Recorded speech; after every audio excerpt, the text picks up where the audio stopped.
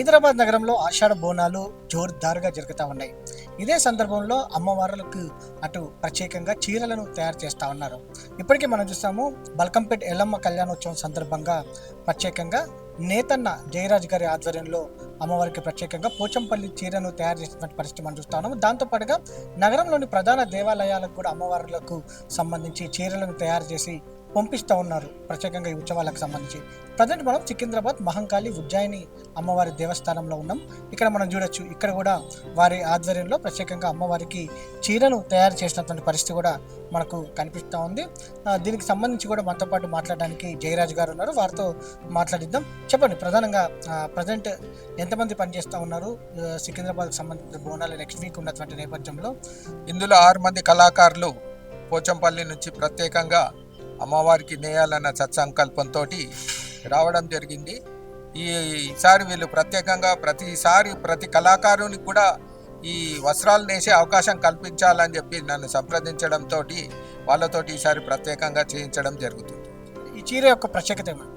ఈ చీర యొక్క ప్రత్యేకత అంటే పసుపు కుంకుమతో పాటు ఇది మొత్తము ఒక్కసారి మీరు ఇక్కడ పరిశీలిస్తే 5 రంగుల్లో తయారవుతుంది. గోల్డ్, ఇది పెయింట్ అంటారు. ఈ యొక్క డిజైన్ వచ్చేసి నెమలిలో వస్తుంది. ఇక్కడ నెమలి అంశంతోటి వస్తుంది. ఇక్కడ నెమలిలో వచ్చేసి అమ్మవారికి దీపము ఆ రకంగా వస్తుంది.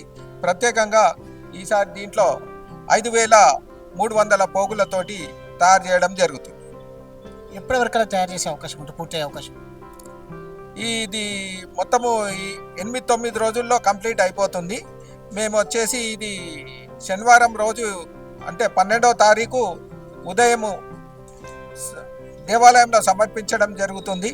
అమ్మవారికి మన ప్రత్యేకంగా ఆ రోజు పండుగ రోజు అలంకరిస్తారు. తర్వాత నెక్స్ట్ డే కూడా ఒకటి అక్కడ మొత్తం 3 చీరలు అమ్మవారికి సమర్పిస్తున్నాం. ఏ దేవాలయాలకు మీరు పంపిస్తా ఉన్నారు? ఇప్పటి వరకు మేము ఇక్కడే మొదటిసారిగా మొదలుపెట్టి ఉజ్జయిని మహంకాళితో పాటు సికింద్రాబాద్ గణపతి దేవాలయము, భద్రాచలంలోని సీతారాముల తిరుకల్యాణోత్సవం సందర్భంగా కొండగట్టు ఆంజనేయ స్వామి దేవాలయంలో, శక్తిపీఠమైనటువంటి జోగులాంబ దేవాలయంలో, భద్రకాళి వరంగల్ దేవాలయంలో, స్వర్ణగిరి వెంకటేశ్వర స్వామి దేవాలయంలో, బంగారు మైసమ్మ దేవాలయంలో, కొమరవెల్లి మల్లన్న దేవాలయంలో ఈ మధ్యనే సమర్పించడం జరిగింది. ఇలా విశిష్ట గల దేవాలయాల్లో ప్రత్యేకంగా తయారు చేసి ఇవ్వడం జరుగుతుంది. తాడ్బంద ఆంజనేయ స్వామి దేవాలయం చాలా సంతోషం అనిపిస్తుంది.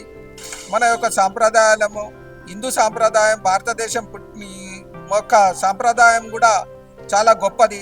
విశిష్ట గలటువంటి ఆ సాంప్రదాయాల్లో భాగంగానే మన హిందూ సంస్కృతి సాంప్రదాయాల్లో భాగంగా ప్రత్యేకంగా దేవతలను మనం చాలా పూజిస్తాము. పూజించిన తర్వాత వివిధ రకాలుగా పూజలు నిర్వహిస్తూ ఉంటాము. అలాగే మేము ఈ యొక్క పద్మశాలి వంశస్థుల యొక్క చరిత్ర కూడా, దేవతలకు వస్త్రాలు నేర్చుకున్నటువంటి చరిత్ర, ఆ చరిత్ర కూడా చాలా గొప్పది. అలాంటి చరిత్ర రాను రాను కనుమరుగైపోతున్నది.